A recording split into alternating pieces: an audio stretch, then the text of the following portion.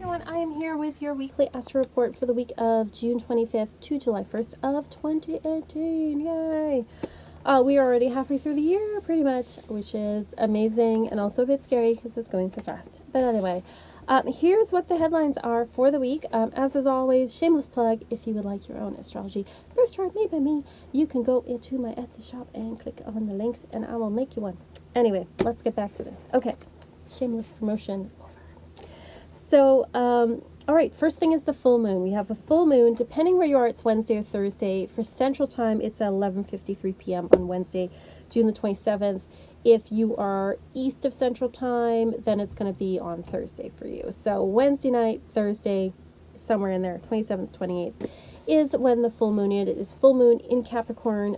Full moons are always when the sun and moon are opposite. So sun is in Cancer, moon is in Capricorn, and it asks us to blend two opposite energies. So Cancer is all about home and nurturing and the family and imagination and self-care, and Capricorn's all about responsibilities and work and our duties, and these things are in conflict with each other. So consciously, sun-wise, we want to care for our family, be at home, self-care, enjoy ourselves, but we are feeling stuck because we have responsibilities and duties and things are making people frustrated. And this is further exacerbated because we have Saturn. It's conjunct Saturn this particular full moon. They're right together and Saturn's in retrograde. So there's this feeling of like stuckness and being restricted. So there's a lot of conflicting energy around this particular full moon. So be patient with yourself, be patient with others as well.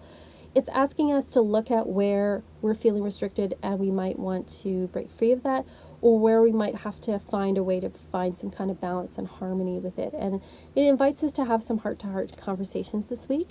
For some people, this might appear as like an outburst or a breakdown, but for a lot of us, it just might mean that we have to admit to somebody that we need help and we're struggling. So there's that kind of energy going around the full moon this particular week.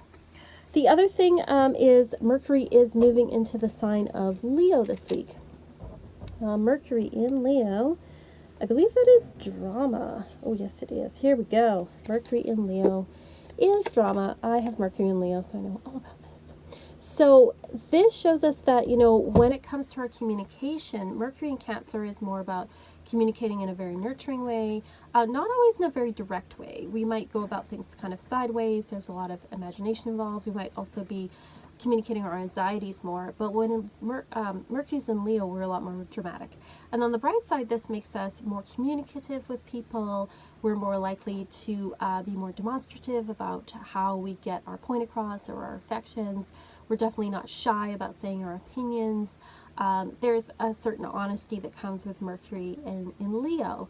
The bad side is sometimes we try to push ourselves on others communication-wise. We can be over dramatic about things. A lot of, you know, drama llama going around. So that's the energy for Mercury in Leo that we're moving into, and we move into that on Friday. The other thing, big news, is that Mars is going into retrograde. So Mars is currently in the sign of Aquarius, and on Tuesday, June 26th at 4:04 p.m. Central Time, all times are in Central,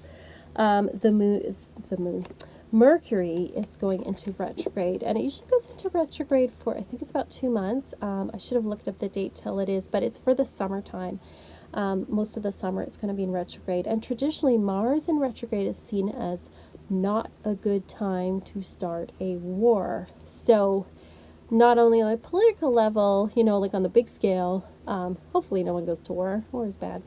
But we shouldn't be going to war. So don't pick a fight with somebody. Don't start anything new. Like, don't start a big new venture, like a new business, anything involving competition, or anything involving like where you're having to put a lot of effort and work toward, because Mars is all about our energy, our drive, our desires. So when Mars in retrograde, it's a good time to continue with what you're doing. It's not a good time to start something new. It's not a good time to rebel against something. It's not a good time for an uprising. It's not a good time for a war. It's notorious that wars that have been started during a Mars retrograde have failed by the aggressor. So whoever started the war, whoever invaded someone, whoever was the aggressor, lost if they started their war during Mars retrograde. So don't start your war, whatever you may be warring for, and that may be more obviously metaphorically, during a Mars retrograde. So it's a good time to kind of review what we've been doing and maybe refine it, reassess it, but not a good time for starting something. The energy will fizzle out.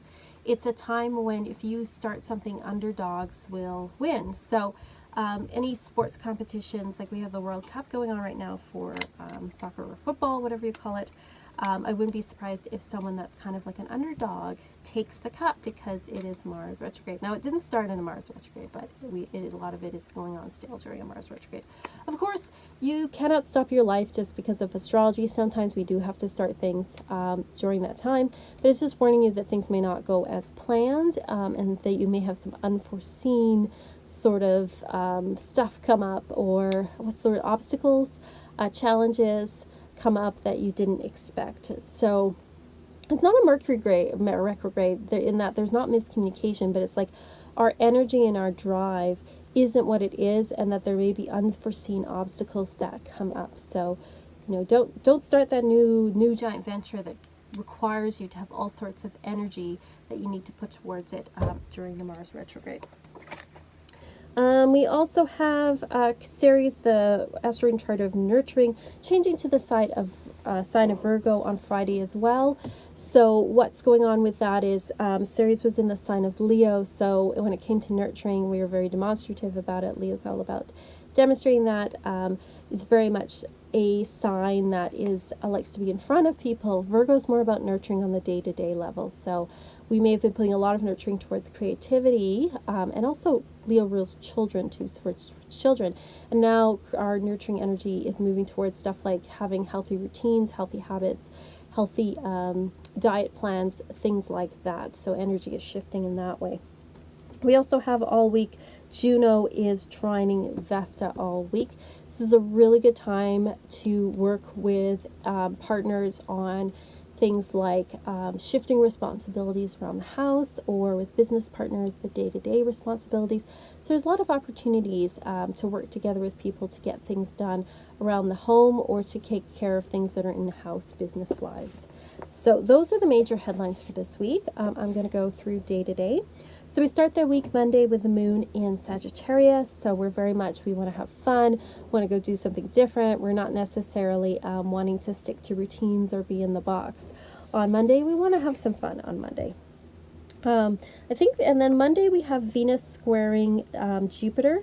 So we're also very sensitive on this day. So there may be some hurt feelings or people being upset about things. So to be kind to ourselves as well during this time, and kind to others. There particularly may be misunderstandings with women, or those of a more feminine nature. I don't want to draw a box around women, but you know what I mean. Tuesday, the moon has a void of 7:53 a.m.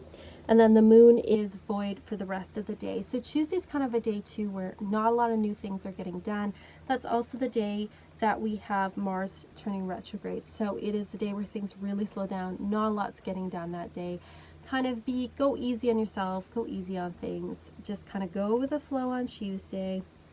I think that's it for Tuesday. Wednesday, the moon moves into Capricorn at 10:52 a.m. So after kind of a lazy Monday, Tuesday, Wednesday, we're getting down to work, we're getting things done. We have the full moon later that night, so it is definitely a day of responsibilities. And if you've been putting things off for the first part of the week, Wednesday is when things are going to kind of catch up with you. We also have the sun opposite Saturn that day as well. So there's a lot of hard work, a lot of responsibilities that pick up. It is definitely a day where there's a lot going on. Mercury is opposite of Vesta, so there may be some difficulties in communicating around the home, or communicating with a partner about issues around like housework and things like that. So just watch for that going on Wednesday. Thursday, the moon remains in Capricorn. So again, Thursday is kind of like a get down to work kind of day. Mercury has a square with Juno. So there may be, again, some stress communicating with the partners. So I see Wednesday, Thursday is kind of like the stressful kind of days. Friday, the moon has a void at 3:58 a.m. and then moves into Aquarius at 11:34 5:37 p.m. at night. So Friday, it's like Wednesday, Thursday is when all the responsibility and work and everything happens. And then Friday is like we relax again. We realize that things weren't as big deal as we thought. We've gotten some stuff done. We can kind of relax and slow down on Friday. We also have Mercury moving into Leo on that day. We have Ceres moving into Virgo that day. So the energy shifts on Friday. Saturday, Moon is in Aquarius all day. So Saturday is a good day to kind of do some different things. It's a good day to do work on the computer. It's a good day to, you know, if you work with technology or computers at all, it's a good day for that. It's a good day for exploring interesting things in science. Aquarius loves to learn new things and do things differently. We have Mercury squaring Uranus, so there is a lot of like new ideas coming in. There's a lot of new thoughts. People may present us with things we haven't heard of before, so there's a lot of like interesting energy going around. There's also the danger of being sarcastic, so don't be sarcastic with others. Then on Sunday, we have a void moon at 5:56 p.m. So Sunday, that energy continues, and then the evening is kind of like a relaxing type evening. And we have Mercury. Mercury's quite active this week, trining Chiron. So it's a really good time to talk about, you know, some of our wounds, or if we've been hurting, or to talk about our feelings. Or we may discover that, I thought I was over that thing, but I guess I'm not, or I still have work to do on that. So a lot of communication around that stuff. So as you can see, it's kind of like an up-down week. It always is kind of up-down week, but it looks like Monday, Tuesday, we're probably not going to get a lot done. We may be feeling kind of sensitive. Things really kind of slow down on Tuesday and not a lot happens. And then Wednesday, Thursday, those are the stressful days. That's the days where we may get into conflicts with people. We've got a lot of work going on. We may feel the pressure of all that. People may have little outbursts because it's full moon. Friday's more relaxing. Saturday, Sunday, that's time to like do some fun things, do some interesting things on those days, and kind of have a little more of those heart-to-heart talks. So that's what I'm seeing for the week. I hope that this week goes well for you. Whatever the energies bring us. Of course, you know, it's the weather. It affects some more than others, depending where all these things are in your chart. But it's always good to know kind of what the forecast is and what's going on around us. So, as always, thank you for watching. Peace, love, rock and roll.